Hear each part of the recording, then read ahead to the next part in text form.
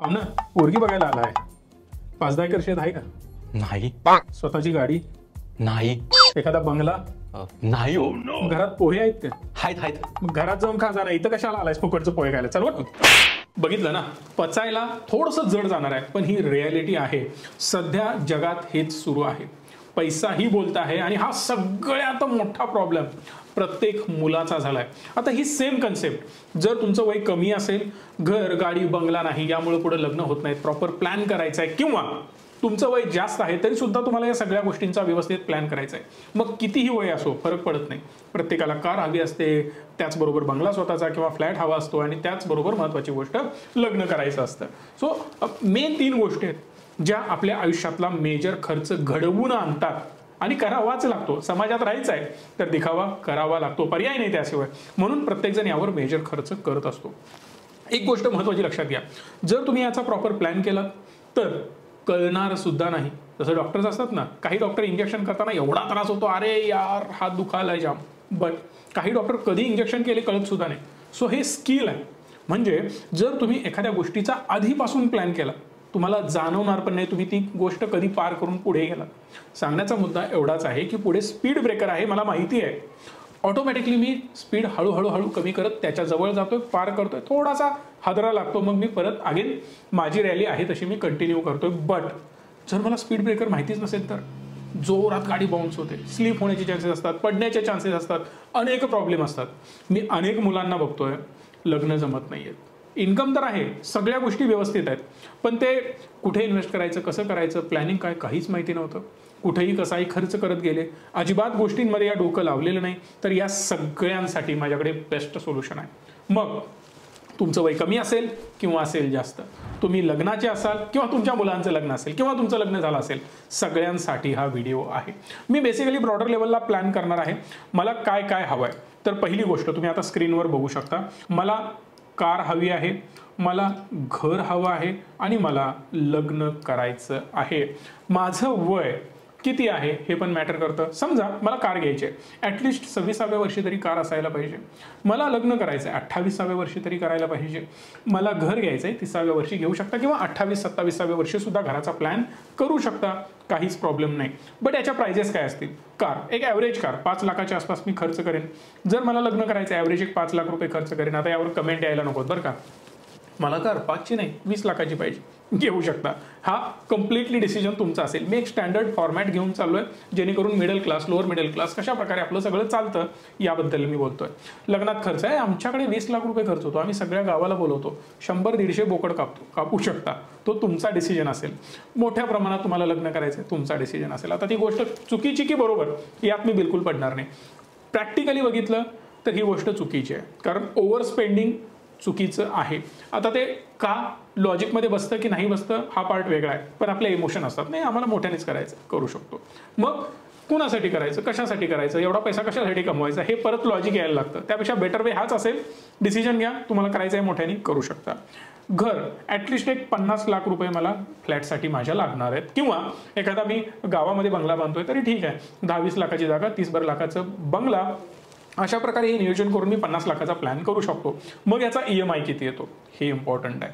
Late से मी EMI 20 वर्षासाठी करतोय, तर मला 45,000 रुपयांचा EMI येणार आहे for the home loan. But मी जर कार लोन घेतोय तर समवेअर अराउंड 4,500 रुपयांचा EMI येईल.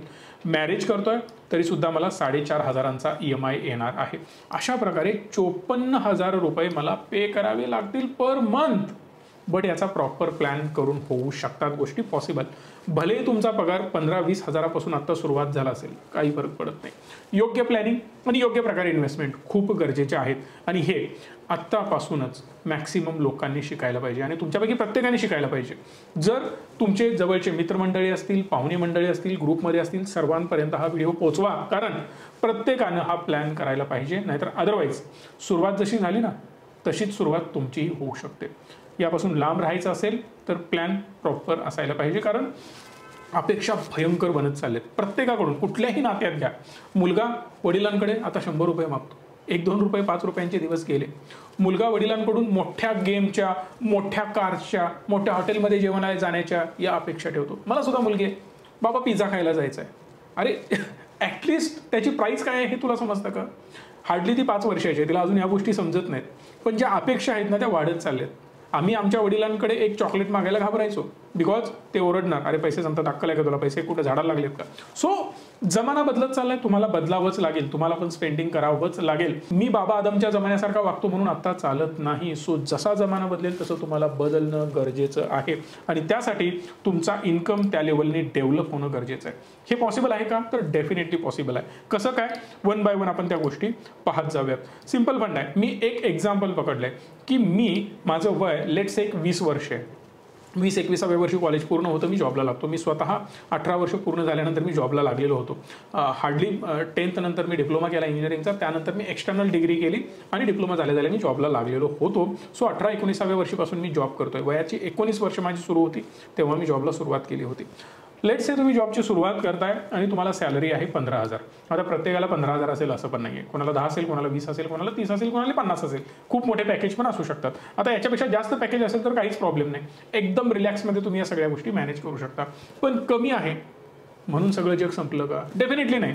जर मी एवढं साठवतोय आता तर तुम्ही एवढं साठवाल, काही फरक पडणार नाहीये, पण हे करणं गरजेचं आहे.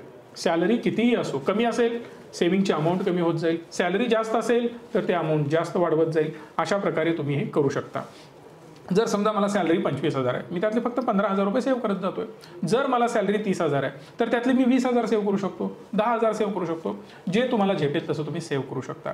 मी इमॅजिन करतोय तुम्ही 15,000 पर मंथ सेव्हिंग करताय. याला जर तुम्हाला कमी करायचं आहे तर कमी सुद्धा करू शकता. लेट्स से मला एवढं जमणार नाही, मी याला 10,000 चेंज करू शकतो. मी याला 10,000 केलं आणि हीच सॅलरी मी पुढे कंटिन्यू केली. आता 10,000 जेव्हा मी सेव्हिंग करतो ना तेव्हा माझी ही सेव्हिंग हळूहळू वाढत जाते. याचं रिझन मी तुम्हाला सांगतो. कारण बऱ्याच लोकांच्या कमेंट येणार, मला माहिती आहे सर 10,000 ठीक आहे मी करू शकतो, 15,000 थोडं जास्त होतो, 10,000 करा. इथं तुम्ही जे करायचं ते करू शकता, फरक बिलकुल पडत नाही. जेव्हा आपण नवीन जॉबला लागतो सॅलरी कमी असते, पण 2-3 हजार जर सॅलरी वाढली ना तुमची इन्क्रीमेंट 20%, 30%, 25% होत असते. सो सुरुवातीच्या फेजमध्ये मी पकडतोय ॲटलिस्ट 15% माझी इन्क्रीमेंट होते. खूप मोठे आकडे जाऊ देत, फक्त 15%ची अपेक्षा मी ठेवतो इन्क्रीमेंटची. म्हणजे काय, 10,000 त्याच्याऐवजी 11,500, 1,500 रुपयांनी फक्त मी इन्व्हेस्टमेंट वाढवतोय. जर तुमची सॅलरी 20,000 असेल तर 15% वाढणं म्हणजे काय, समवेअर अराउंड 3,000 रुपयांनी सॅलरी वाढणं, एवढी तर वाढूच शकते. बट तुम्ही म्हणाल मी IT सेक्टरमध्ये माझी 5% वाढते किंवा 7% वाढते. डोंट वरी, तुमची ऑलरेडी सॅलरी जास्त आहे. मी कमी सॅलरीवाल्यांसाठी बोलतोय. बाकी तुमचा प्रश्न असेल कशा प्रकारे याला मॅनेज करायचं, मग मल्टिपल अर्निंग सोर्सेसवर काम करा, इकडून तिकडून इन्कमवर काम करा, पण ॲटलिस्ट हे होणं गरजेचं आहे. जर समजा मी 10,000 सेव्हिंग करतोय पर मंथ आणि 15% माझी ग्रोथ होत चालली आहे, जसं मी 6 वर्षांनी पुढे जाईन म्हणजेच 26 वर्षांचा होईन तेव्हा मी कार बाय करणार आहे ज्याचा EMI 4,500 रुपये असणार आहे. मी प्रत्येक महिन्याला 4,500 रुपये इथे विड्रॉल करायला सुरुवात केलेली आहे.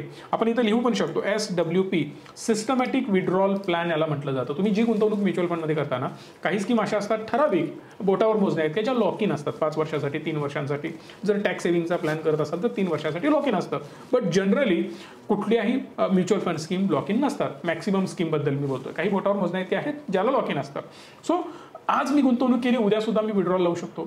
समजा माझी रिटायरमेंट झाली, मला अचानक 50 लाख, 1 कोटी, 1.5 कोटी, 2 कोटी, 25 लाख रुपये मिळालेले आहेत, बट मला पेन्शन नाही, माझं घर पुढे कसं चालणार, मी जर त्यातलीच अमाऊंट संपवत गेलो तर गडबड होणार. या केसमध्ये मी अचानक एक मोठी अमाऊंट लमसम ॲड करू शकतो आणि त्याला पर मंथ SWP लावू शकतो, सिस्टमॅटिक विड्रॉल प्लॅन, ज्यावरून माझं घर चालतं. या सिंपल लॉजिकवर तुम्ही चालू शकता. But again back to the point, मी 4,500 रुपयांची विड्रॉल लावतोय, बट 8व्या वर्षानंतर मला अजून एक गोष्ट गरजेची आहे, ती म्हणजे लग्न. लग्नाला 5 लाख रुपये खर्च केले, त्याचे 4,500 रुपये अजून वाढले, माझा खर्च झाला 9,000 रुपयांचा EMI पर मंथ. पण मी EMI इकडून भरतोय SWP करून किंवा माझ्या इन्व्हेस्टमेंटमधून मी भरत आहे आणि पुढे माझी 10% इन्व्हेस्टमेंट वाढत जात आहे. प्रत्येक वर्षाला मी 10% इन्व्हेस्टमेंट माझी वाढत जाते.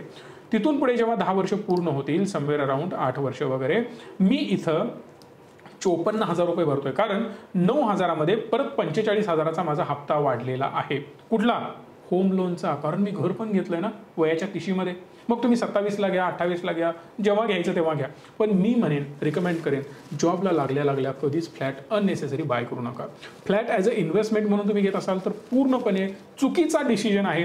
मी स्पष्टपणे सांगतो, मी याच्या 100% विरोधात आहे. प्रॉपर्टीमध्ये इन्व्हेस्ट करू शकतो, बट योग्य त्याच प्रॉपर्टीमध्ये, लँडमध्ये करू शकतो. चांगल्या पुढे येणाऱ्या भविष्यात डिमांड असणाऱ्या जागेमध्ये करू शकतो, पण फ्लॅटमध्ये बिलकुल नाही, कारण त्या पर्सेंटेजमध्ये ग्रोथ फ्लॅटमध्ये होत नाही. दुसरी महत्त्वाची गोष्ट, नवीन फ्लॅटबरोबर जुन्या फ्लॅटच्या किमती कम्पेअर करू नका. हा तुमचा प्युअर गैरसमज आहे. मी स्वतः रिअल इस्टेटमध्ये सुद्धा काम करतो, सो मला माहिती आहे रेटची ग्रोथ कशी होते. सो प्लीज कमेंट बॉक्समध्ये परत सजेशन नको. आमचा त्यावेळचा फ्लॅट आज ही किंमत आहे, तुमचा फ्लॅट त्या किमतीला कोणीही घेत नाही. रिझन काय? आता नवीन फ्लॅटची जी किंमत आहे ती तुम्हाला कोणीही देणार नाही. हे सिंपल लॉजिक लक्षात ठेवायचं. जर मी राहण्यासाठी घेतो तर हौसेला मोल नाही. तुम्ही कितीही मोठा फ्लॅट, लॅविश घ्या, बंगलो घ्या, चालतं, कारण ती माझी हाऊस आहे म्हणून मी ते करतोय. सो 2 लॉजिक लक्षात घ्या. इन्व्हेस्टमेंट म्हणून घेणं आणि ते भाड्यानं देणं. इकडे 50,000 त्याचा EMI भरणं आणि 5,000 रुपये भाडं घेणं मूर्खपणाची लक्षणं आहेत. So please be careful. तुम्हाला आमची मदत हवी असेल, या नंबरला कॉल करा. डिस्क्रिप्शनमध्ये नंबर आहेत, आमच्याशी कॉन्टॅक्ट करू शकता. प्रॉपर फायनान्शियल प्लॅनिंग कसं असायला पाहिजे याचं कंप्लीट नॉलेज आम्ही तुम्हाला देऊ. डोंट वरी. असंच मी पुढे जातोय. किती वर्षासाठी साहेब? तर सिम्पली लक्षात घ्या, पुढे 20 वर्षाचं माझं लोन आहे आणि हे लोन पुढे कंटिन्यू राहणार. मी जर पुढे 20 वर्ष असंच कंटिन्यू करत गेलो तर हे 54,000 रुपये आहेत ना, ते तुम्हाला इथं कमी झालेले दिसतील. कारण काय? तर 20 वर्ष माझ्या कार लोनला पूर्ण झालेत. इथं अजून पुढे गेला तर अजून 5,000, इथं 4,500 हे कमी झालेले दिसतील. रिझन काय? लग्नाचे हप्ते फिटले.